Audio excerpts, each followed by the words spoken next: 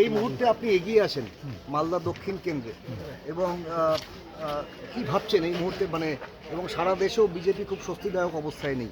হ্যাঁ, না যে লাগছে যে আমি তাই বললাম আমাদের লিডাররা রাহুল গান্ধী এবং আমাদের এআইসিসি প্রেসিডেন্ট খার্গেজি ওরাও বললো যে এগুলো পোলিং ঠিক নেই, মানে হয়তো পেড চ্যানেল অনেক হয়ে গেছে দেশে, তো যে রেজাল্ট আমরা দেখছি খুব মানে কাছাকাছি হয়ে যাচ্ছে, মানে এখন মাঝে মাঝে বিজেপি না এনডিএ বিজেপি ছেড়ে দেন এনডিএ 270 হয়তো পৌঁছাতে পারবে না, মাঝে মাঝে মানে যে ভ্যারি করছে সারাদিন।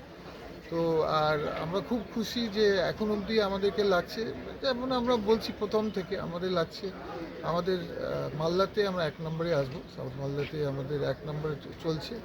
আর যেভাবে আমরা বিভিন্ন কাউন্টিং রুম থেকে খবর পাচ্ছি আমাদের লিড আরও বাড়বে কিছুদিনের মধ্যে। ওয়েস্ট বেঙ্গলে তৃণমূলের বিরুদ্ধে আপনারা লড়েছেন, যদিও ইন্ডিয়া জোটে তৃণমূল আছে, কিন্তু পশ্চিমবঙ্গে তৃণমূল সুইপ করেছে এবং সেখানটায় আপনাদের পিসিসি প্রেসিডেন্ট মিস্টার চৌধুরী তিনিও পিছিয়ে আছেন, কীভাবে দেখছেন? দেখুন অধীরবাবু হচ্ছে একটা আমাদের লড়াইকো লিডার, তো আমার মনে হয় কাউন্টিংটা শেষ হয়েছে, এমন হতে পারে যে উনি, আমার আশা আছে উনি জিতবেন শেষে, মানে ফুল কাউন্টিং তো হয়নি, আরও অনেক রাউন্ড বাকি আছে।